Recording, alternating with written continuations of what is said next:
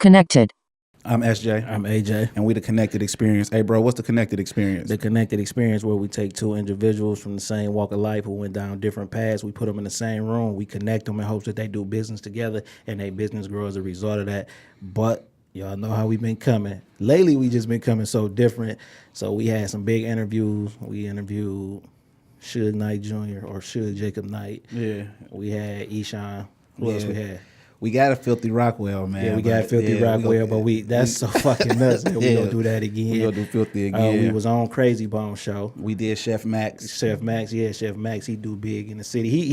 He really like top chef in the world, bro. Yeah, he be on the go. He be on the go. So what we've been doing, we do that. So what we also do is we've been interviewing some people who like really kings of their craft and the best at what they do. So that's gonna be the same angle we coming from today. You got a book pick of the week or a term you need to know? Yeah, I got a term you need to know. The term you need to know that I got is artist and repertoire. That's A&R. A lot of people hear everybody say A&R, A&R. They don't even know that stands for artist and repertoire. So what do that mean? And that's a division of the record label, and that's or a publishing company that they go out and find the talent and they nurture the talent. Then they supposed to present the talent to the world. Right. So the A&R game been like mad slow. You know Remember what I'm saying? you sent that letter to Who Banging and it was gonna be an A&R? Yeah. That was fucking nuts, but this shit folded. Yeah. You know what I'm saying? Back 10, we gonna have to have you on too.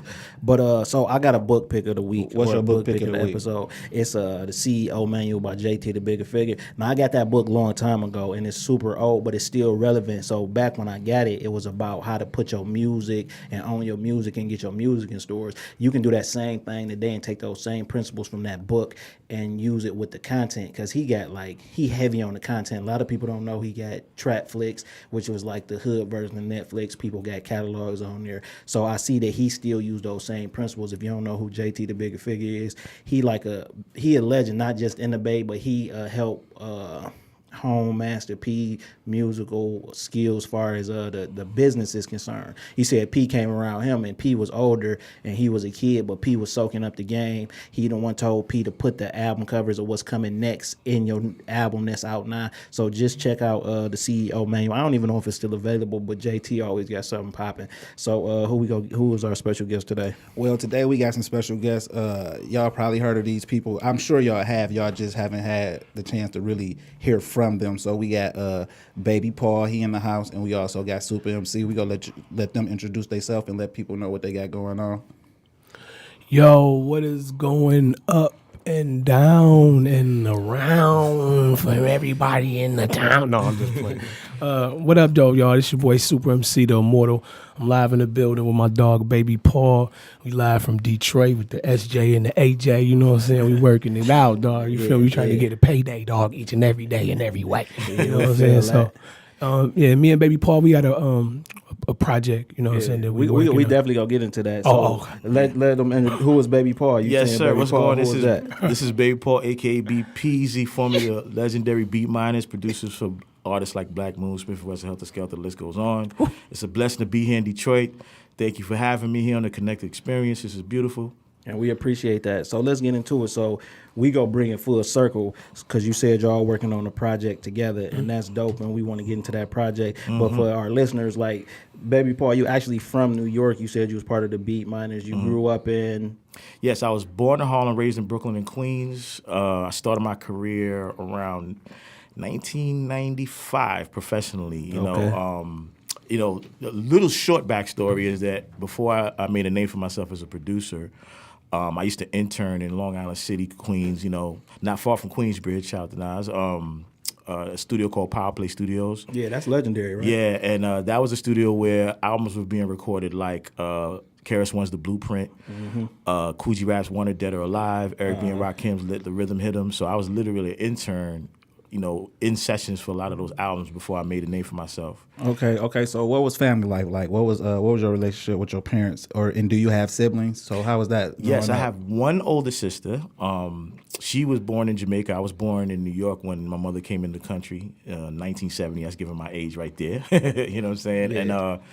And both of my parents are from Jamaica, West Indies. You know what I mean? Born and raised. And like I said, when my mother came in the country, she had me. I was the second child of the two. And, you know, I was mostly raised in Brooklyn and Queens. You know, but my formative years was Jamaica, Queens, New York, which is still where a lot of my roots lie. Okay. You know and, what I mean? and what about you? So what you well, we know you as being from Detroit, but that's where it started for you? Yeah, I mean, well, you know, hip hop started for me in Highland Park. You know what Yeah. I'm saying? That's why I'm from. You know what I'm saying? The center of the greatest city on the planet. You know, just as a kid, you know what I'm saying, gravitating towards the music. You know what I'm saying? All the like, you know, the old school artists. You know what I'm saying? And the golden era of the '90s. Yeah. You know So what I'm growing saying? up for you, like you had both your parents in your life. How was your family life, siblings and stuff like that? Okay, well, you know, I was raised, you know, by my mother and my grandmother a lot. You know what I'm saying? My father was running the streets doing his shit. You know what I'm saying? My mama was in the streets too doing her thing. But, you know, she also worked a job and was able to be, you know what I'm saying, a supportive parent, you know what I'm saying, like that when I wasn't, you know what I'm saying, at my grandmother's house with the rest of the kids, you know what I'm saying? Not, you know what you I'm saying? from Highland Park, you know Yeah. Al Prophet. Al Prophet, yeah, I'm up on Al Prophet for Yeah, sure. yeah, that's my man. We just interviewed him, so you know we was able to get some fun facts about Highland Park. We actually from Inkster, and what a lot of people don't know is Inkster and Highland Park were developed in Michigan for the same reasons, and it was for people who worked at the plants, the black people, so their kids wouldn't have to go to school with the white people. You know what I'm saying? A lot of people don't know that. Yeah. So, Paul, like, so when did you first discover hip hop? Like, so because you in Queens, you in Brooklyn, and then you from Harlem in a sense. So when did you? Can you remember your earliest memory of hip hop? Man, definitely. We talking about the tapes, you know, the Cold Crush, you know, fantastic. You know what I'm saying? I watch Wild Style. Of course, you know, like as a fan of hip hop, you know, like I was an aspiring DJ first. You know what I mean? And you know, collecting records and you know, interning in Long Island City and like a lot of the legendary artists that I grew up listening to, I ended up meeting even before I made a name for myself. Like Run DMC was from Queens, of course, Hollis, and you know, it was interesting watching like those first couple of 12 inches come out and do what they did in the market. And then what brought my Midwest ties, just to let everybody know, is that at the age of 16, I relocated to Grand Rapids, Michigan with my mother, home of Floyd Mayweather. I went to Ottawa Hills High School from sophomore to senior year. You know what I mean? So this is what brings my Midwest ties, which is what even allows me to be in this position to collaborate with Soup, is that I have always had Midwest ties. You know, like born and raised in New York, but you know, I spent time in the Midwest since a child. So And you know, not I always just the had Midwest, roots. specifically Michigan. Yeah. Yeah. So how was it in Grand Rapids? Like coming from New York? Like, Oh wow, that's the story y'all need to hear. The transition from that. That transition was real because you understand. You know, I'm already entrenched in hip hop culture, coming from New York, and then to be in the Midwest at my age at that time, which was 16. You know, Run DMC was big at the time. Raising Hell was like the biggest album in Right, and it's in the market. 86 then, right? Right. So, right. you know, I'm dressed like somebody from Queens, the Kangos, the fresh bubble leather gooses, and people in the hood is like, yo, who's that? So they started nicknaming me New York because they caught on, plus my accent, you know what I mean? Right. So it's like I was entrenched in learning how to adjust in the Midwest and let people adjust to me, you know what I mean? So it wasn't a complete culture class because the kids loved the music. They were following the music. But I was a little bit more deep into it because I had the tapes. I had the Slick Rick freestyle. You know what I'm and saying? you from the home of the shit. Yeah, so the things that some people didn't have access to at that in that time frame, they automatically gravitated towards me because it's like fed that information from the source. Right. Yeah, you know, so to speak. So what about you? Like, how did you discover hip hop? Oh man, I discovered hip hop young as hell. Like my cousins and them, they used to rhyme back in the day. You know, and like Highland Park had its like own little hip hop, you know, culture or whatever. Cause Highland Park small as hell, so we had people like the Food Stamp Boys, you know, Ricky D and the White Boy 3 and shit. Like, you know what I'm saying? And a bunch of like Park House, The Omen. You know what I'm saying? I'm from a group called the Almighty Dreadnoughts. You know, me, Guilty Simpson. You know, Hex Murder. So it's like, you know, Highland Park like kind of just had its own little thing, and like how I gravitated towards. Like I said, my cousin them used to rhyme. But when I was young, man, I always had that freestyle ability to just, you know, come off the head. And I remember like earliest, you know, listening to Run DMC, LL Cool J, and you know, my mama banging Easy E. Yeah, my mama G dog, you know. So that's you know, getting into that. So I was you know, submerged and sucked into it. You know, especially artists like KRS-One, Rakim. You know what I'm saying? So it was like, you know, what else could I do when I already had like the gift, the gab to do it? You know what I'm saying? So that just made it better. Yeah, so you actually said something about the gift of gab because you actually like started battle rapping. Did you start as a battle rapper or did you like get your juice as a battle Like, rapper? no, I mean, actually, I started like as a battle rapper, like really like I could say my earliest beginnings of it would be like, you know, like my mother was real cool with like a Detroit singer by the name of Sherelle. She used to sing with Alexandra O'Neal. Yeah. So they used to come over to the house. I was a little kid, you know what I'm saying? So they would wake me up to entertain them. They'd be, you know what I'm saying? You know Like, that, boy, get out here like, and come here, dance. they'd be like, go get him. You know, Sherelle would tell my mama like, go get him. Yeah. You know, they'll wake me up. I do Scarface impressions and Robin Leach impressions and stuff like Give that. us an impression. My voice is like totally. I mean, I'm in the studio. Can you hear my voice? My voice is crazy right now, but I would give you a real good one. Yeah. And you know, I would do Robin Leach and shit like that. And so you know, my mother knew that I could freestyle, like just, you know, like back in the day they used to call it like Nipsey Russell syndrome. Yeah. And the only other person like probably that was like legendary for that was like Roxanne Shante. You know what I'm saying? So Shout out to Shante. you just had the ability to just walk in somewhere and just dismantle you right there. You know what I'm saying? So the OG knew I could do it. So she would get me and had them, you know, come out and she would give me everybody's name. Like that's AJ, that's SJ, that's John, and that's P. and then she'll sit back and she'll be like, now put together a rap about them. And I would just go around the room and it would just fuck them up. Like, yo, wait a minute. So, you know, Sherelle was like, told my mama, she was like, Kim, does he write that? He said, girl, did you hear that? He made that up right there. Yeah. So she came in the room. She was like, you need to start writing that. So that's when I like started to actually, you know, write this shit. You know what I'm saying? And prior to that, I had an incident in school, right, when I was in the back rapping and the kids already knew I could rap. So my teacher, Miss Williams, she was trying to play me, try to put me on Front Street. It was like during like February, so it was Black History Month, you know what I'm saying? So I'm already off into this shit. My mom had me already off into this shit. They got a crazy little background too, but anyway, you know, so I'm in the back, little, you know, kicking my little raps, you know what I'm saying? So Miss Williams like, Mr. Brown, do you have a rap about Black history? You know what I'm saying? Put you to the test. Right. Everybody, the kids like, ha, ha, ha, like, you don't even know this guy is crazy with this. Pulled me up in front of the class, and I just got to rapping about everybody. You know how they had the pictures on the wall and stuff of all the Black heroes, and, you know, we already read stuff like that, so I just started running it.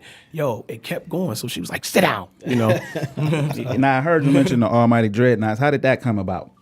Well, like, probably like 1993, I ran into, well, actually my dog that was already a part of a group that we had going called Confused Zenical. It was me, O1, Cuddy Mac, Pernell, Chris, my dog Rama, and Carlos. And like our group was like DOA, LOA, you know what I'm saying? We was the younger kids. So, and then it was like O1 and Pernell and Chris, they was in the Black Insanity. So DOA, Black Insanity, we was the Confused Zenical. Yeah. So, you know, we was in school, we was still in high school, you know what I'm saying, clowning. So we ran into my man Chris, who his cousin ended up being Blitz, the head producer of the Dreadnoughts. Yeah. So at the same time, I had a class with Blitz's brother, Ambush, that was in the Dreadnoughts too. Hey, them some cold names, man. Blitz and Ambush. Yeah, right, yeah. Dreadnoughts niggas jumping out your so, bushes. so me and Ambush was in school. Me and Cuddy Mac had a class with him. So me and Cuddy Mac, you know, we was terrorizing everybody with that rap. He was like, you can rap, nigga, we at your ass. I don't care if you made poem, I just support it, nigga, I'm on your head. You not, we cutting you up. We was just on that battle shit like that. So Cuddy like, B-Born like, yo, yeah, my brother in the Dreadnoughts, dog, I'm like, dude, I will go through every one of your Dreadnoughts, dog. Like, I will kill them. Like, they like, yeah, this, that, and the third, dog. You can't beat them or whatever. So we went back over to Chris' house where we was sitting at. So I was like, yo, man, you know, my man Brad talking about there's some new niggas around here called the Dreadnoughts. Like, yo, we need to go with Crush 'em. You know what I'm saying? That's how I was on. So Chris like, yo, the Dreadnoughts is my cousin. That's Blitz and them. I'm like, oh, my man, you said to make the beats, the producer. He's like, yeah. He was like, that's them. I said, man, get the fuck out of here. You know what I'm saying? So the next day I go to school. I'm like, nigga, we know your brother. Yeah. He like, who? I'm like, your brother Blitz. He was like, yeah. I was like, Chris, my man, your cousin. Like, yeah, Chris. Oh, man, hell no. So that did it, all of that. Yeah. So, we end up, going over on Tuxedo to their crib. And in the basement, you know what I'm saying, his basement was just dark, painted just black. It was just disgusting. You know what I'm saying? And it had this sick ass red light. And then at the end of the red light in the corner was this dude with a fucking XR10 and big ass speakers and big ass track board. And all you hear is this dungeon ass death beat playing. It's like, what the fuck? So, from then on, we started fucking with Boogie on production to get our music together, as far as like me and Chris had formed a group because everybody else was kind of playing around. So once we got the kicking in with Boogie and stuff, that's when I started meeting the rest of the Dreadnoughts, like Slaughter, Conflict, Cautious, Diffusion. Man, you know those what I'm names. saying? Guilty Simpson, T-Rex, The Fugitive, it was just crazy. Like the Dreadnoughts was already deep as fuck, so to be a Dreadnought, you had to battle to be a Dreadnought. So, it would be like, okay, you on that street shit, we gonna match a street nigga for you. So it ain't no, he's lyrical. He's lyrical when he's talking about street. No, we gonna match a nigga just for that shit and burn your ass. That's what it is. It's like everybody in the Dreadnoughts was the top of their game at what style they did. Yeah, what they you know what I'm saying?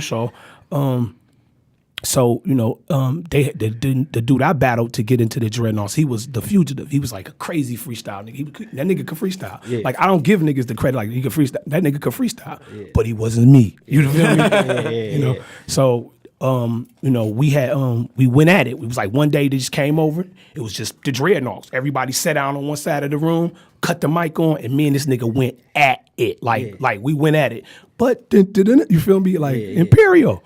So that's You obviously won. Yeah, of course I did. Killed them. Like really killed them. Yeah. So that's how I got into the Dreadnoughts. But like with other artists, like some people come in, they'll boast brag of how lyrical they is. So we'll put them through a gauntlet. Like we'll have 4 niggas jump on your head. Yeah. Like if you sweet nigga, then do it. Yeah. You know what I'm saying? So you would be battling one nigga, then another nigga just come out of nowhere on your head. So you gotta battle him too and him. You sweet, you could do it. You feel me? So that's how the Dreadnought was. What about you, Baby Paul? Can you remember the first time you picked up something to make the music? Because you said you started as a DJ. Yeah. So when the first time you was like, I can do this production? Well, I definitely had to invest in myself. You know what I mean? I ain't had no manager. I ain't had nobody, no capital investor whatsoever. So even just to get my weight up in the beat miners for him, because me and Walt became friends being I was in Jamaica, Queens. He used to run a record store called a Music Factory. Yeah. And I used to come from Power Play Studios playing all like copies of event albums before they came out. Yeah. And he automatically was like, yo, I'm fucking with you. You know what I'm saying? Right, because he knew I was entrenched in the music. So I invested in myself, bought myself an SP12. You know what I'm saying? I'm talking about the SP12 Turbo, like before the 1200. Yeah. 5 seconds of sample time. You had to turn the machine on and off just to keep the beat in there without losing it. You know what I mean? And like that's how you master your craft. When you have limitations, it forces you to be good at what you do. Because you know I only got a few seconds. Right. So I'm talking about I'm truncating drum sounds from break beats. I'm chopping up samples and saving it in the machine. You know what I mean? Like I literally one of the records I did on Smith & Wesson's first album, I did it on a 12 Turbo. Yeah. So I had to bring the machine to the studio, to track it out because it wasn't a 1200 where it had the disc drive. Oh, you know what I'm saying? Right. So you had to save it and just bring the disc to the studio and let them hook up a 1200. I brought my machine to the studio just to track that beat, and that beat was recognized, the original version of recognized. Oh, okay. You know what I'm saying? So from 95 to 2000, you was in a legendary production crew, and how did you get your introduction to the crew? Like, what made them say, we fucking with you? You know what I'm saying? And that's a good question because, like I said, even though I was in the circumference because of Walt, like when they worked on the first Black Moon album, I contributed ideas, but, I wasn't credited as a co-producer for any of the records. So it wasn't until we started doing demos for Smith & Wesson when Nervous Records decided to give them a chance to put out a body of work that I started getting my weight up as far as producing and having my name on the credits. I did Recognize, Home Sweet Home, and a song called Wipe Your Mouth that made the first Smith & Wesson album. And I got a credit still of Smith & Wesson because when I used to be up in D&D studios with my beat tapes, I used to just be hanging around the sessions and just playing the beats. And he would pull me to the side like, yo, that's you? Who did that? And I'm like, yo, this is just some ideas I'm trying to work on. He's like, yo, I like that. Yeah. Let me hear some more. You know what I mean? So I would give him a copy of some of the beats, and then he started coming to my crib in Brooklyn. You know what I mean? Outside of what he was doing with with the rest of the beat miners, and it was because of Steele's incentive to push to get me an opportunity to produce on the album. You know what I'm saying? That I got the opportunity to be on that first album, so I got to give Steele all the credit in the world. You know what I mean? So even though me and Walt was friends, it was like organic. Now, when you say Walt, is that one of the brothers who started the crew? Right. Mr. Walt, I would say, is the inceptor of the beat miners. Okay. Eva D is his brother, and DJ for Black Moon. So that they're part of the group by default. They're brothers. Yeah. So it's like Kind of hard working with siblings, man. Yeah. So I'm the third man out. Tell me, and bro. I earn my stripes though. I paid my dues, I earned my stripes. Yeah. And I gotta give Steele that credit, you know what I mean, as far as actually getting work on the album. And then like we just formed by default. You know, it was Walt like saw the work and was like, yo. Y'all need to be together. Exactly. Yeah. So give us a rundown between 95 and 2000 of some of the records that you produced that some people may know, some people might not know. Just a quick rundown. Because every song on the album is somebody's favorite song. You know what I'm saying? Like, no matter where it's placed or synced up, somebody be like, yo, number 12 is my shit. Right. You feel what I'm saying? So as I mentioned, I did 3 on the first Smith & Wesson. Some of the other records are collaborations like Bucktown, you know, like we all gave input, but I don't want to take sole credit. Like I did it, you know what I'm saying? Then on Helter Skelter's album, I did La Fleur La Fly, which was a single. You know, Rest in Peace, Sean Price. I did Therapy. That was a song featuring Vinia Mojica. That she was a chick that was on that song Saturdays on De La Soul. Yeah. You know, I put her on there. Angie Martinez made her first cameo appearance in a music video ever on that record. Yeah, you know what I'm saying? I did a song called Understand, Soldiers Gone Psycho, Let the Brains Blow. I don't know if y'all remember that joint. You know what I'm saying? That sound familiar. So Yeah. you're working with some pretty heavyweights at this time. Yeah. Like you come in the game and you interning and you around Cool G Rap, Eric B and Rakim, fucking Cool G Rap. Like, you know what I'm saying? Like Cool and G these are Rap, all dog. queen, like the lineage with G Rap is because of, I got to give credit to Dr. Butcher, G Rap's DJ at the time, because he and I were very good friends, and you know I was staying in Queens, you know, like in an area called Jackson Heights, right across from Corona. You know, Corona and Elmhurst is like the area where like Kid and Play is from, Salt and Pepper's from. Okay, yeah. You know, is Coogee Martin Rap from there too? Yep. Yeah. Coogee Rap Polo, Roxanne Shante, the list goes on. And then I used to run around with Dr. Butch, and he was the one who used to bring me around to the studio. And that's how I met everyone and got the internship in the first place. I got to credit him for that. And that's how I first met Large Pro. And then something you said earlier when you was introducing yourself is you was around when KRS-One made the Blueprint. And I'm mentioning that because so many people like thought Nas just put that in a lyric, and that's true. KRS-One made the Blueprint first. So true. Yeah, he did. He did. So I'm just happy you said that, because people be acting like niggas be lying in their raps about certain stuff. Yeah, like, I mean, if you know your hip hop history and you follow KRS-One's career, you know he made an album called The Blueprint. Right. And it literally had even the visual aesthetics, the cover art, the photo inserts. It had like a blue filter. It's a blueprint. So trust that's me, dope. Jay definitely got that from that. You know what I'm saying? Yeah, so Soup, like you was in the Almighty Dreadnoughts, but then you also was on Iron Fist Records. Like, how did you were meet the only Proof? solo artist, right? Like signed, Yup. That was in 05. Now hold on, before you tell the story or whatever, we seen you battling before a lot because we used to run with DJ Lynn Swan. Yeah, Swan. Swan was like, oh, let me tell you. Side note, DJ Lynn Swan, 12 track, DJ Diz, they worked on my first demo joint. We was in the back of Keys spot right there on the west side. Oh, yeah, in the back of that store. Yeah, in the back of that store. In the back of that store, right? Yeah, Jay. You know what I'm saying? So that's, they shout out to them brothers, man. They gave me a good look on that. But like 05, after doing like battling and all that, getting my name up in the city, getting my, couple records on, on the radio and all of that, and, doing the little, out of town thing here, back and forth, doing the battles and stuff. Proof was always my man's, like always my dog. You know what I'm saying? Like I met him when I was 14 in the bathroom freestyling. We was going around a circle in the Grand Quarters. Everybody was rapping. Niggas verses just started going because they just might be like a couple. But me and this nigga, the only niggas in there rap in the freestyling. So we go around, we get to looking at each other. I'm like, damn, nigga. Because I thought I was the only nigga could do it, like, honestly. At that time. But just my work in the city and what I've been doing and, being a top tier artist or whatever, Proof had always told me, like, when I do this D12 shit and we do our thing, dog, I got you. Just keep doing what you're doing. I got you, dog. Trust me. So that was just, surreal for him to set Iron Fist up and then, reach out to me. But it was a catch to it. It just wasn't like, come on, walk through the door. Yeah. So he was like, look, I'm going on tour. When I get back at the end of the summer, he's like, look, I done already heard Dreadnought songs on the radio. You was freestyling on the radio, whatever. But I need to hear a Supa Emcee song on the radio by the time I get back from off this tour. Yeah. I don't care what you got to do it. Yeah. But make it happen by the time I get off this tour. Yeah. Whole summer, man, I ran around. I was like, oh, shit. You know what I'm saying? I'm every show I was on, I was killing. Every DJ was anywhere. I was right up under him. Yeah. Yo, I got to get this record played. End of the summer come, we did all these little shows, all this little promotion stuff, sending out all these flyers to get JLB to play the joint, you know what I'm saying? Yeah. Dog.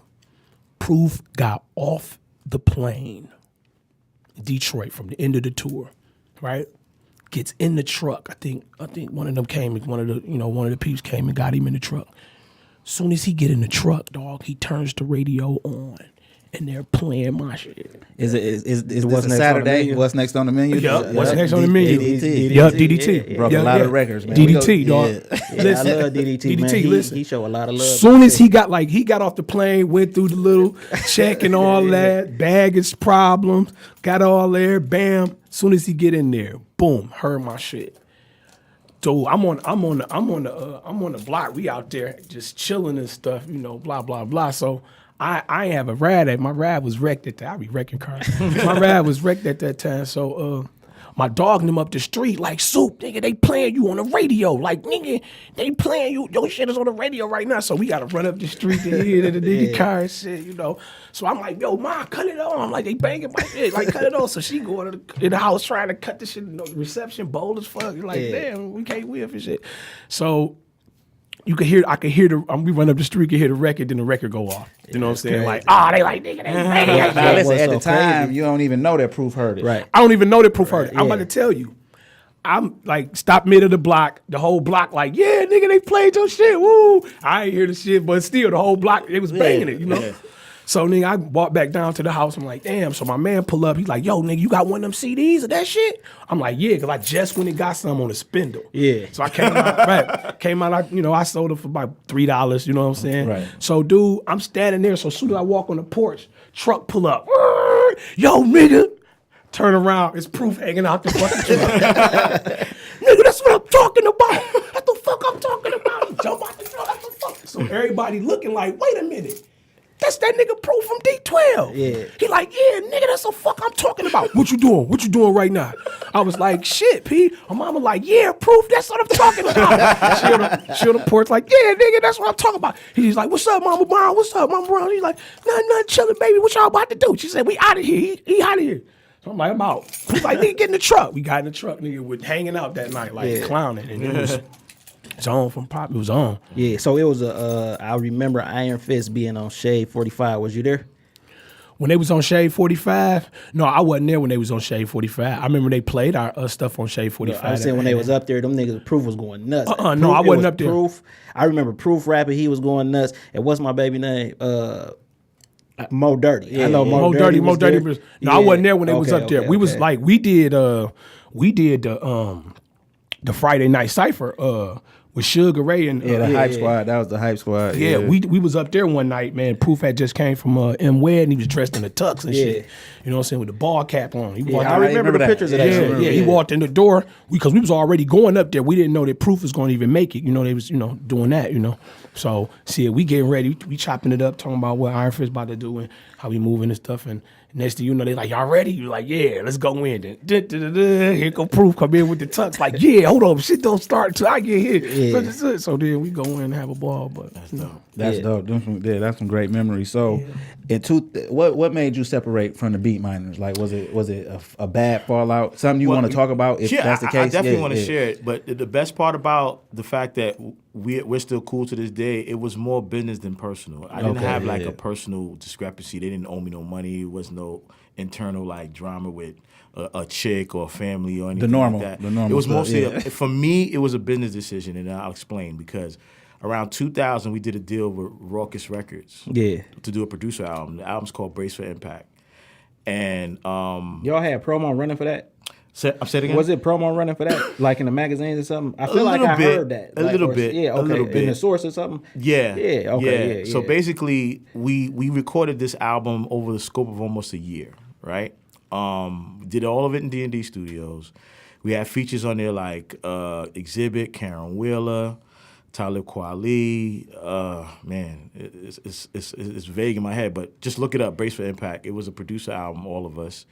And throughout the whole time when we did that deal, we had got a nice budget for it, you know what I'm saying? But this was around the time when a lot of labels was beefing between each other. In case y'all didn't know, behind the scenes, like Loud and Priority. Oh, yeah, and they wasn't clearing people shit. Exactly. Yeah. See, you know what I'm talking about. Yeah. So imagine having artists from both labels on your album, and then you have to deal with the politics of it. And then also we spent a lot of money clearing samples at that time. You know what I'm saying? Like we had records we did with like MOP, a couple other people, and people was charging like 10, 15,000 to clear samples. Right. So that ate up our budget. You know what I'm saying? And then features. We had, I think, a song with Busta, Flip Mode, and we had a song, I think, with Ghostface. And imagine paying like, I'm going to put it out there because it's part of the truth, like paying 15, 20, 25,000 for features. Yeah. Right. Soaking up your budget. Plus the sample clearance. Yeah. Plus,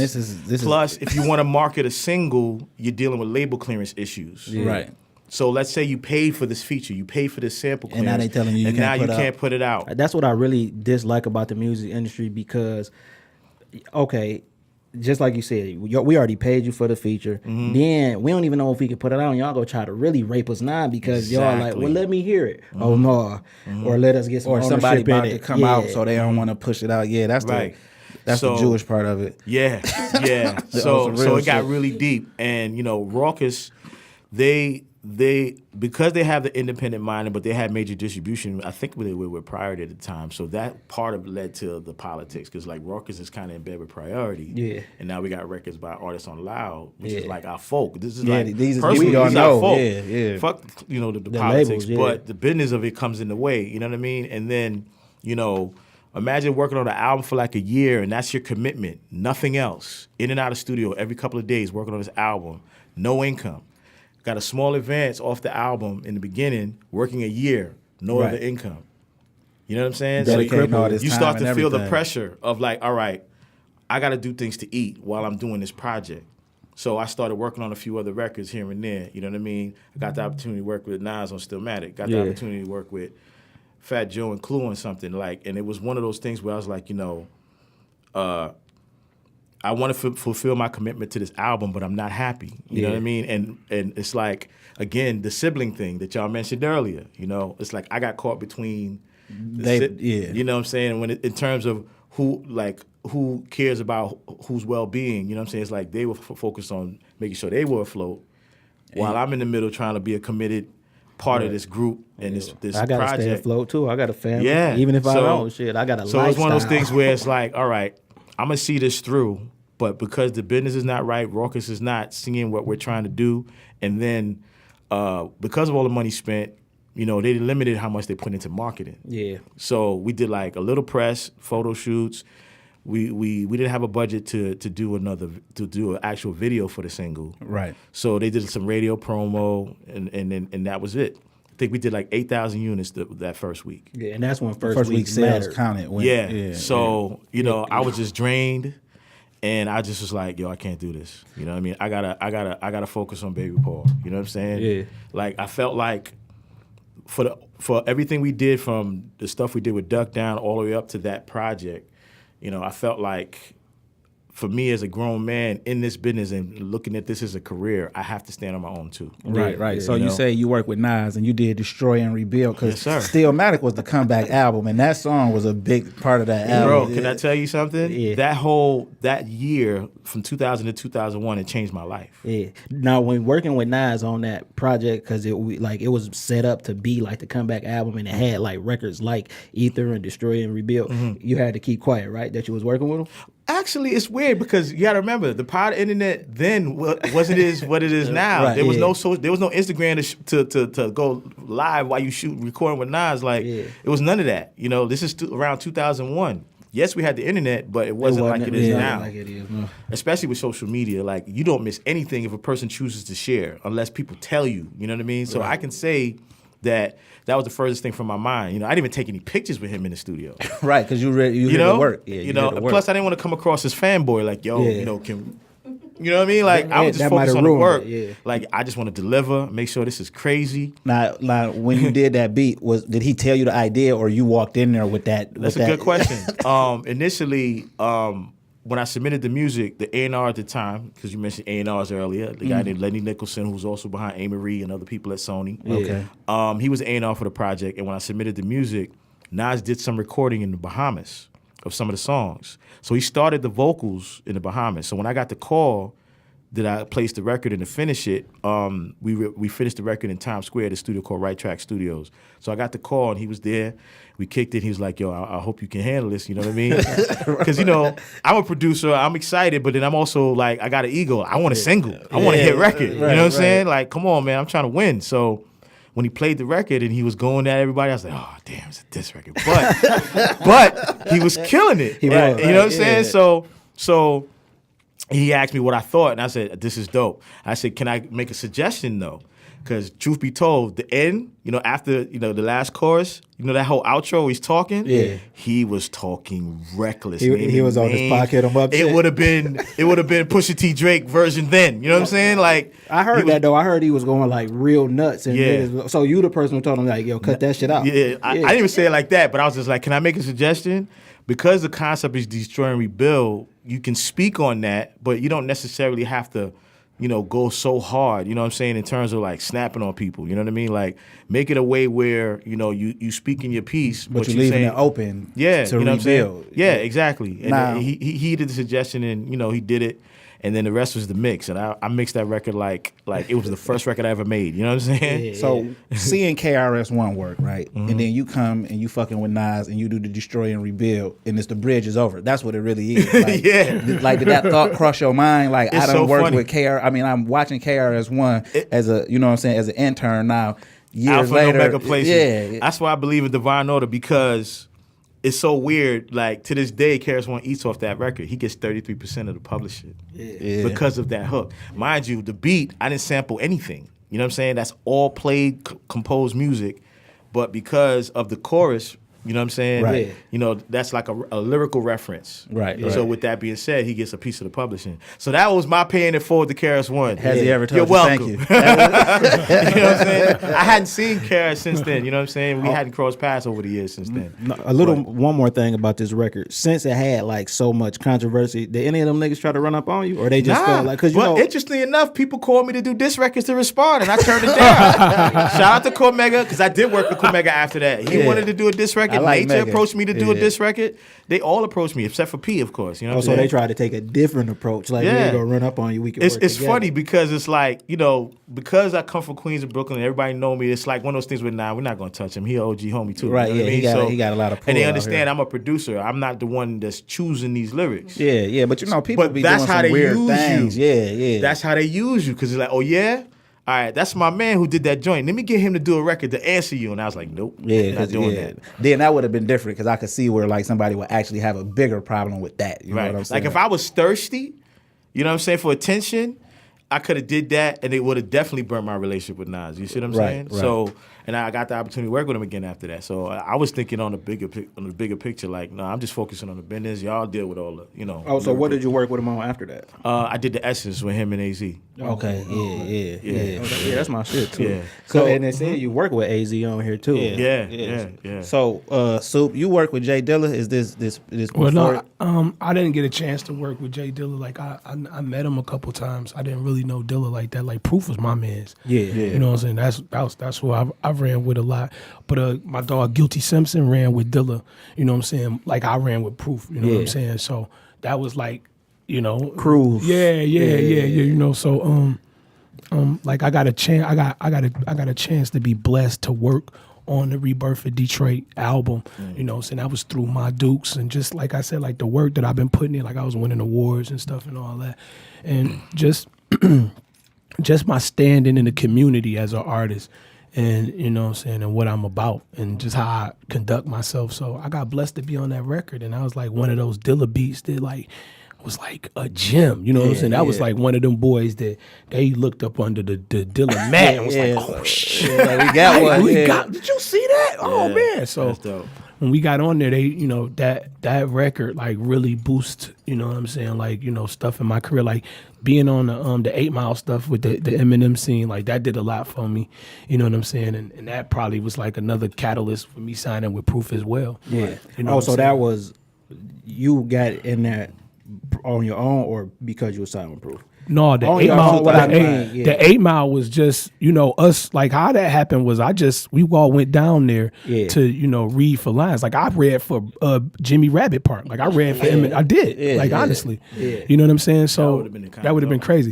But they was like, no, Super. That's M part. So, you know what I'm saying. So I mean, I read for a couple of the characters part that would have been in them, you know, his boys or whatever. Now look, with that movie, they had a different cast first because wasn't A1 Max supposed to be in that? I mean, remember it was so many. ago. Yeah, it was so many different people that was supposed to be a part of that. I mean, they was just in the start, so you know, different things was subject to change anyway. Yeah. Well, I saw it change from a different thing, and I was just like an onlooker, really, in most situations. But we went down there, you know, just was being extras and trying to get a check, and it was the fact that, you know, this D12, come on. Who not? And then the fact of the matter is, this guy is doing something for the city. This movie could have been shot in buttfuck nowhere. You know what I'm saying? But he chose to do it in Detroit and then pay a bunch of Detroit extras and actors to be in there. Corona, you know, King Gordy, Obi Trice is in there. Nigeria Earth, we all got, I mean, the whole city was in there. But on the set, they had a little battle thing going on where they was having little ciphers just popping up in the crowd. You got a bunch of rappers in a hot ass box. You know what I'm saying? You know it's about to go, bars is about to get slung. So they saw that. So they was like, the directors was like, you know, we're gonna have a little contest to see if we can get some artists, you know, to be a part of the ascension of, you know, B Rabbit's character. Like we would have been the punch dummies he just went through before he got to the main characters. You know what I'm saying? So you know, we got in that, you know, he had all of us get up and rap. So me, Marv, one, Wiz and Diffusion got picked, you know what I'm saying? 'Cause, you know, we cold like that. Now, did you do some work with Nick Speed? Yeah, I do work. That's my dog. Me and Nick Speed been. Me and Nick Speed. That's that. We've been rolling since. Man, me and Nick Speed been rolling since about like 07. We definitely want to have Nick Speed up here because he got some credits. Yeah, he got crazy credits. He got a lot going on. You know what I'm saying? we did that. So we got picked, and then, you know, they brought us out there to get it in, and I, you know, You used your time. you know, wisely. right? I used my time wisely. No, what was so funny was because Proof was on the side of me. Proof was like, you know, he's like, man, you worried about him? I was like, Proof, I'm worried more about you on the freestyle than him. You know what I'm saying? M is like Batman. That's how I could describe him. Like, you know, like Bane broke Batman back before, right? But when Batman got back to the Batcave, bitch, you dead. It don't matter who, you know what I'm saying? It's like that. That's how M is. It's like, you know, he nuts, but he's sick with it. So, you know, we got up there, everybody, you know, it happened. I just cut into him. You know what I'm saying? Like, yo, it wasn't no this Eminem or, you know, nothing. Just It was somebody in front of me. It was You like, gotta go. it was like it's lunch meat. You know what I'm saying? So it cut into him, and everybody was just like crazy. The whole, like, when you see that part, right? Because it didn't make the movie. It made the DVD, The though. DVD, of course. But like when you see that, like everybody was told to say, ooh, you know, or oh. But like when you listen to my video, like you're gonna see people like, wait a minute, like is this happening? Like, wait a minute, wait a minute. I mean, it's got to be a dream come true in a sense. Just It battle, was- like just. I mean, no, it wasn't like a dream come true. It was like some shit that we already did. Like, I came up around them. You know what I'm saying? So you frequented the hip hop shop? Yeah, and all that. Okay, you know what I'm saying? okay. Like, these are my dogs. Like, I know these. You know what I'm saying? Royce, all of them. They're my dogs. You know what I'm saying? We came up doing this. So the surreal part is that there's a movie about how we came up. Yeah, You understand? yeah, That's the surreal part about it. That we're on stage doing mock battles when we were battling. We're At St. literally, Andrews, for real. You know what I'm yeah. saying? Like, so many people come, like they'll be like, "Oh, let's go to St. Andrews," and I'm like, "Well, first of all, dog, it ain't like that no more." Right, nah, You know what I I'm like saying? that. Second of all, is That's tourist shit. Like, Yeah, it ain't, that's tourist they shit. think Yeah, St. yeah. Andrews own 8 Mile. nah, they, see, that's people, that's, people think that yeah, shit. Yeah, that's crazy. But you said something about community work, so I seen that you was really instrumental in doing work with the Yo-Yo School of Hip Hop. How did that come about? Me and the mayor of Highland Park, mayor at the time, DeAndre Wyndham was my man, you know. So like before he became mayor, like we was already doing like community work.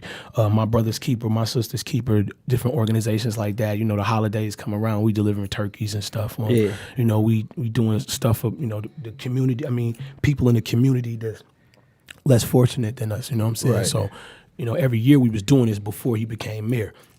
So once he became mayor, we got invited to this development organization meeting. It was downtown at I think like the DoubleTree, and Yo-Yo was one of the speakers and stuff. So we went down there and we happened to meet Yo-Yo. Just Yo-Yo, my dog. What the fuck? Don't try to play me out. Don't try to play me out, like yo. So by us, you know what I'm saying, being part of the community, being part of that, you know, the setup or whatever, we got to actually sit there, kick it with her, be a part of the discussion and everything. So from that's when, you know, her and the mayor, They married, ain't they? they did their thing. You know what I'm saying, right? They did their thing. So you know what I'm saying. So she was definitely into the city, into Highland Park so much. So she was already doing a Yo-Yo School of Hip Hop in LA. Yeah. So because she was here a lot, you know what I'm saying, so she was here for the summer, so we did the Yo-Yo School of Hip Hop here. And then it just, you know, just blew up because of what it was and what it was teaching the children and the activities that we did. And it was a way for us to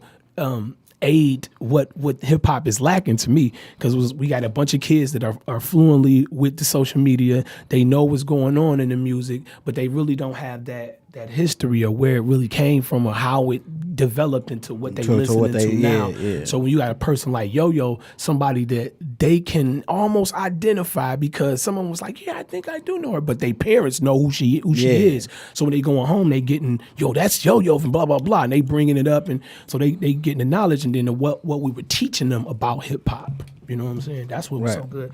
And we are part of the Avalon Village with Mama Shu in Highland Park, where she bought up like a whole block of Highland Park, and it's like creating a neighborhood utopia within inside of Highland Park. She was on what street is that on? That's on Avalon. She was, you know, she was on the Ellen show and everything. Ellen had her on the show, gave her a house over there. She got a big homework house over there for the kids to come to and stuff dope. like That's that. dope. Yeah, so we active in the community. Always. I watched that unsung episode of Yo-Yo, so I was just getting familiar with a lot of the work that she's doing. Yeah, I didn't even really know she an was activist like that. Like, I didn't for know real. she was rooted here in Detroit as well. Until now. Hey, the Dope. Midwest and Detroit, Inkster, Highland Park, we be in the mix. Yeah, and just like we were talking about the Avalon thing, like, you know, Alexis is here, and she was a part of the record that we put out. Like, Mama Shu wanted us, because of the way we do stuff, Mama Shu was like, look, I need a theme song for the Avalon Village. So we got together with the production of Nick Speed, you know what I'm saying, which is, you know, a part of our circle or whatever. So we came up with a joint that was specifically for the village, and the joint blew up on, you know, the community circuit. Yup, and it helped them meet the goal. They was raising money. Yup. If you go talk about it, Yeah. Alexis Alon in the building. What's up? I'm goddess, I'm queen, I'm in everything, and I'm the only proven artist, queen of NAM. What's up?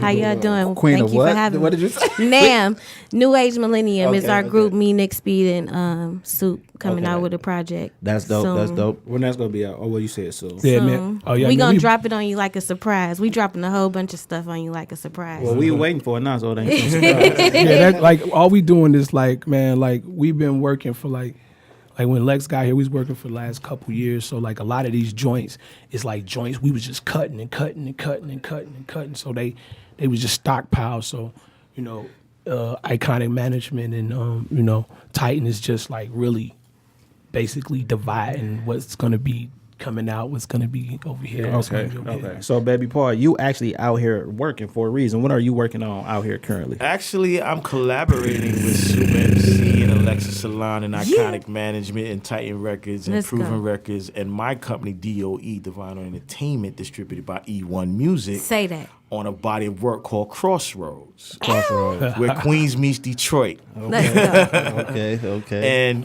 it's just a collaborative effort between myself and Soup.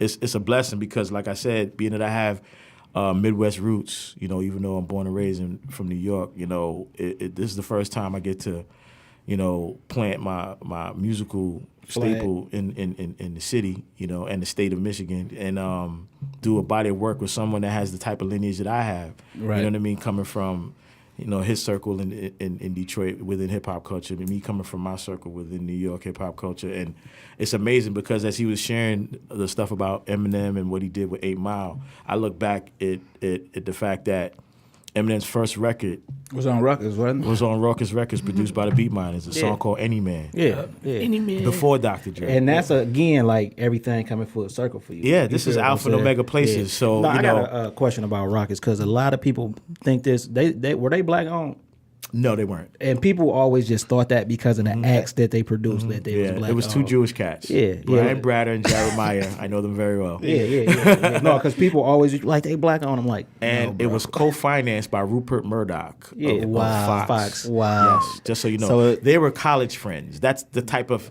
Yeah, that's that circle that's the of type influence. of Yeah. connection, quote unquote. So you was Grammy nominated. What were you Grammy nominated for? Actually, I was Grammy nominated for He the just song dropped a The jewel on us, Essence. dog, for real. He dropped a jewel on us for real. Because I know people didn't know that. I know like the average person. First of all, they gonna have to Google Rupert Murdoch because they probably Yeah. like, who was that? Why would he Yeah. mention that? Yeah. You know what I'm saying? That's Yeah. crazy, dog. Fox. Yeah. But go ahead. What you saying? God damn, that kind of fucked me up though Yeah, I because can't- people thought they were so. I told you black people owned, thought they was black owned. You They know were what I'm just saying? fans of hip hop music. Yeah, because and they put out true hip hop. Like they were just fans. It's like, let's start a record label. Let's get some money to start a record label. Let's call, Yeah. And it happened. Unfortunately, we don't have that kind of, us Yeah. as black people, unfortunately, that We, are that not type in- of backbone. I think the next generation though it's Hopefully. gonna be a little different, Hopefully. like because they like it's more people to look up to see that you could do that type of stuff. Like Right. that first generation of hip hop that was coming in, they ain't know, they just want the money. They ain't have a clue about none of the behind the scenes. But now, as everybody growing, you're looking at the Master P, you're looking at a Dame Dash, you're looking at a Jay-Z, and you seeing Jay like Prince. Jay Prince, and Tony Draper. you seeing people do it, and they like, okay, because now they got kids, and their kids is easing into them spots, going to these colleges. Like Snoop's son, like I don't want to play football, I want to do film, and now he putting out films, but his best friend is Puff's son, so he about to ease and shooting his videos if he already not. You know what I'm saying? Yeah. So that's the type of love. Hopefully, yeah. But to add to that executive assessment, I want y'all to really think about all of the great label brands within hip hop music culture and how they started. Majority of them started from street money. Yeah, no With the doubt. exception of maybe Bad Boy Records because Puff That made came his from, wave from being an A&R yeah. and Clive Davis gave him a chance. But we're talking about, and this is public knowledge. It's not Yeah, like yeah. I'm dropping. No, I'm yeah. dropping If dimes somebody on don't know nobody. that, they don't know nothing about You know, the game. Right. Yeah. from Ruthless Records, Death Row Records, the list goes on. You know what I'm saying? Murder, like Everybody. Rockefeller all started Yeah, from street yeah. money. So that's why I say that Raucous, even though its intention was to support real hip hop, that was their intention. Eventually it got bastardized because of the corporate stuff. You know what I'm Right. saying? So that's something that we should pay attention to, and that's why it's important that now we're in this digital age. Us as black people got to empower ourselves to be our own label bosses and start. Yeah, and that's kind of like why we got you here, because when I was reading about you, I'm like, dog, like this, he the real deal. Like, you know what I'm saying? Like on paper, like this is amazing. Like, and I just feel like if we had the opportunity to sit with you, but I think everybody should be sitting with you. You understand what I'm appreciate saying? that. You understand what I'm I'm just saying? putting in the work, man, Yeah. and my blessings just come from that, man. Yeah, and yeah. I appreciate it. Yeah, that's real deal, man. So what were you Grammy nominated for? That Yeah. was the original question. Yes, it was. The actual song I mentioned earlier by AZ and Nas, The Essence. Oh, okay, yeah. That was 2002. The category is Best Rap Performance by a Duo Group, and Outkast won. So That- I had to, yeah, that- I had if to you eat gotta- that. yeah, I had to that- eat that. yeah. It was cool. It was So cool. now you got Divine Order Entertainment. You started that in 2006, and I see you do a lot of international projects with Absolutely. different people. So, like, what hipped you to the international market? Well, traveling and just being a fan of music of various genres. You know, I come from hip hop, but I listen to everything. You know, and I try to pride myself on being creative enough to make music that can transcend. So, I got the opportunity to do like an independent rock project a couple years back. I've met artists like artist Showshy that I mentioned earlier, who used to be signed to Timbaland. I featured on the AZ record. She's from Paris, but she's a singer-songwriter, you know what I mean? And also this band I did some collaborations with out of the UK, and they put like a couple singles out. And basically my job right now, aside from producing, but just like running my independent label, which I said is distributed by E1, my goal is to do what I call venture partnerships. And do projects, bodies of work that I can use my expertise, my resources, my talent, and put it out into the market. Even if it's not on a corporate level or super mainstream level, it's like I'm opening a window of opportunity or opening a door for some new talent and put my stamp on it. So later on, you could be like, yo, I remember when they worked with Baby Paul. Right. And then if the artists understand having them international ties, I could put a record out and you could put them on tour around the world. Exactly. And they really bigger than the artists that you're seeing on TV every day because they hitting them people, they hitting them spots. So when is the project that y'all working on? Is it a tentative date?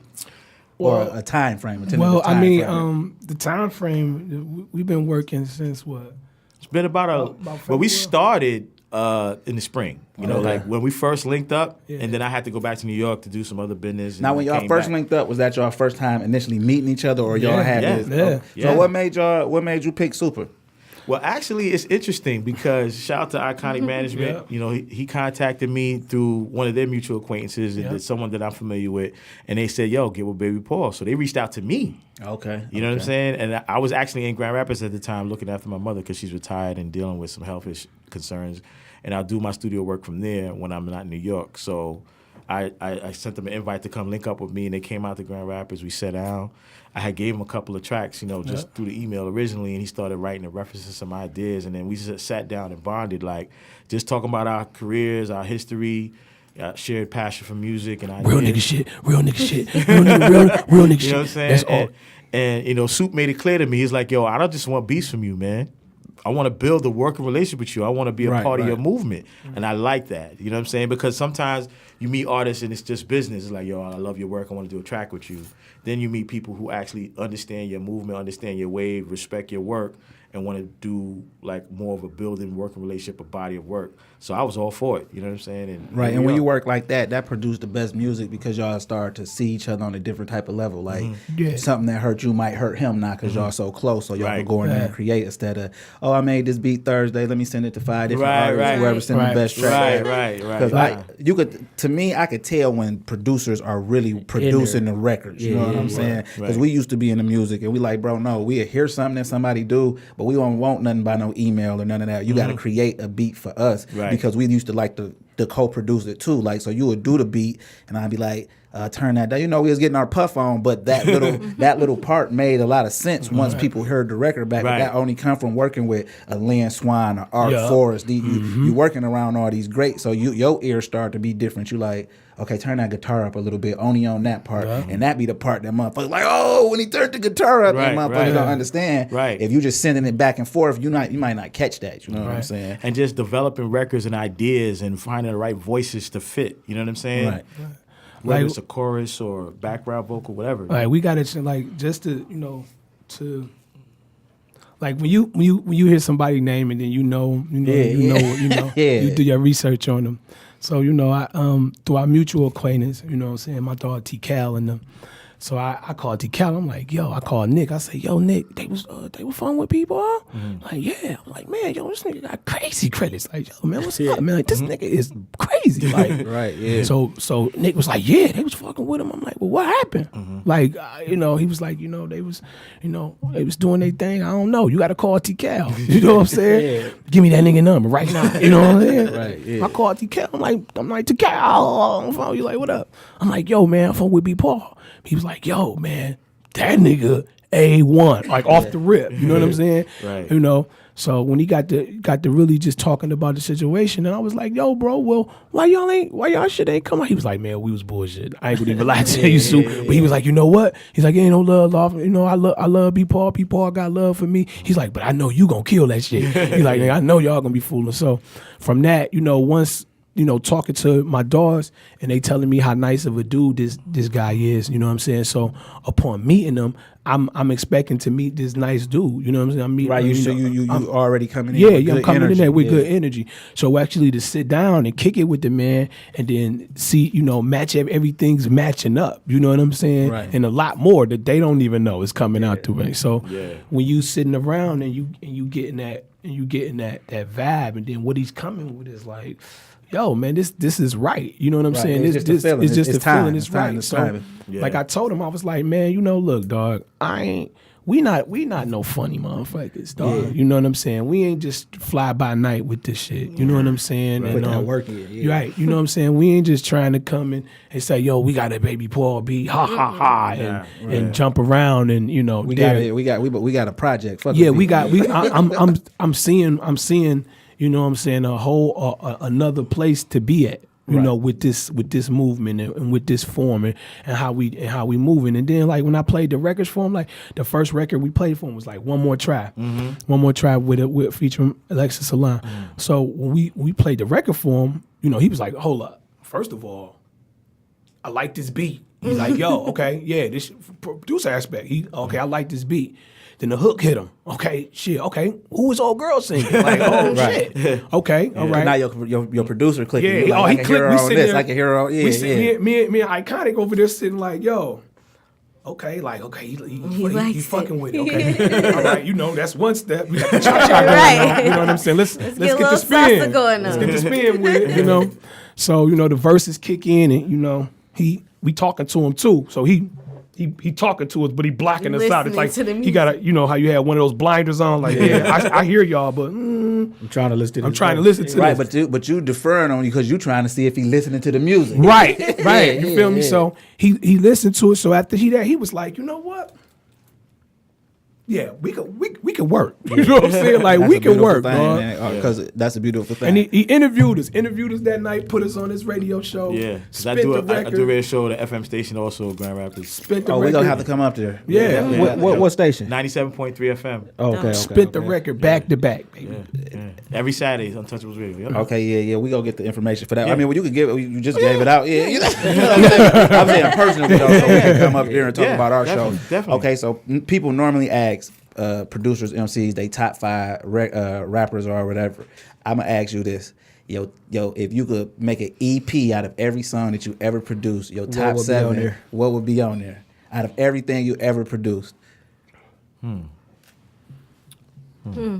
7 songs? Yeah, EP style. Like Yeah, if yeah. this was the I'm glad you said that because a lot of people don't understand this whole Kanye wave. That's Man, not new. come on. Yeah, them People just put out EPs EPs all the all time. day. Yeah, You know what I'm man. saying? But okay, continue. If I did it in chronological order from early in my career to now, and Yeah. I had to pick 7 songs. Nah, this is a disclaimer. Just because he don't pick your song, don't mean it ain't one of his favorites. that's important to say that. Yeah. This is his EP that he would put together out of his songs. Right. Probably Recognize off of Smith & Wesson. Then there's a song I did on the second Cocoa Brothers album I'm really proud of called Blown Away.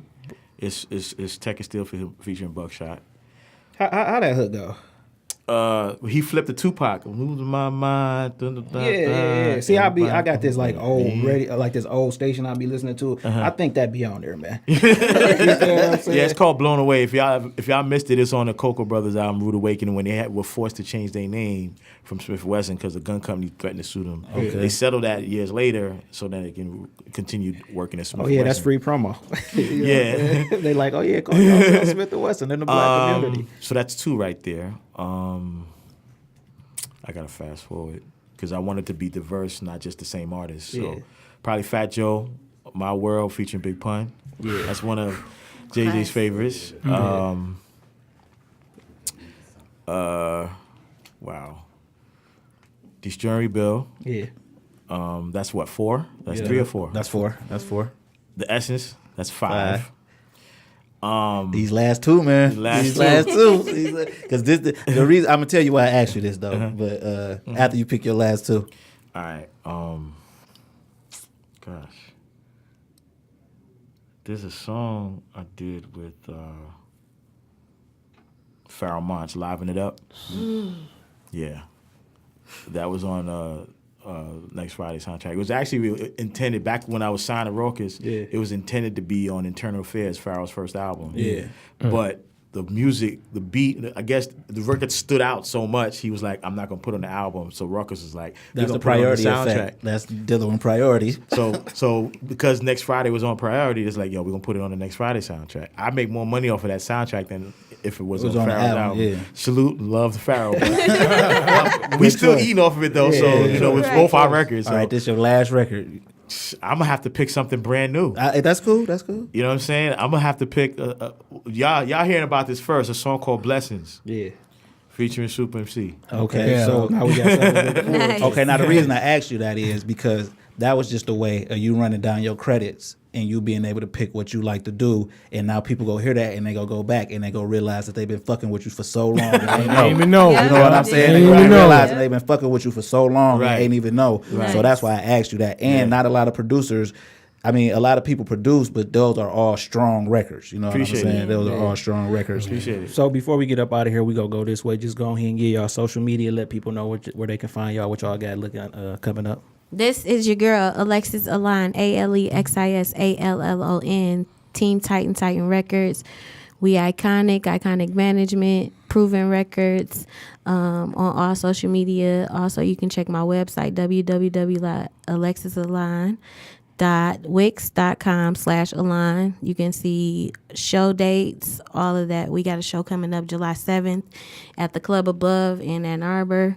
And we doing the 2x2 festival for Grimo Cypher in Ohio on the 28th of July. So those are important dates. If you can come out, mess with us. You can get tickets online. You can get them from us, whatever. Google me. My name is SUPAEMCEE. When you Google that, I pop up. I pop up on everything. Then you could get the Instagram, you could get Twitters and all that. You know that. Yeah, you Get just your made Twitter it feel fingers easy popping. Easy for everybody. Iconic management team, Titan DO. You know what I'm saying? I just you know what it is. The team. Bang, bang. Bang. I go by the name of Baby Paul, aka BpZy. Take your pick on one Sammy Dick. And basically, Divine Entertainment is the company. Shout out to E1 Music for supporting me the last couple of years, distributing my music. Find me online, babypaulmusic.com. That's BabyPaulmusic.com. Social media, Baby Paul BpZy, all one word. You know, shout out to the Ebonics King E40 for the BpZy. That's the inspiration. That was before Yeezy, by the way. Yeah. I'm so ahead, but, I don't get the credit for it. It's all good. Thanks, P, for working with us. Thank y'all, Double J's, for having us in this one. Thank you, man. Double Baby J's. Paul is the GOAT. Yeah, so what we always say, every connection start with an introduction. Get out there, start meeting some people, and I want for my brother what I want for myself. That's for you, Jay. Nice.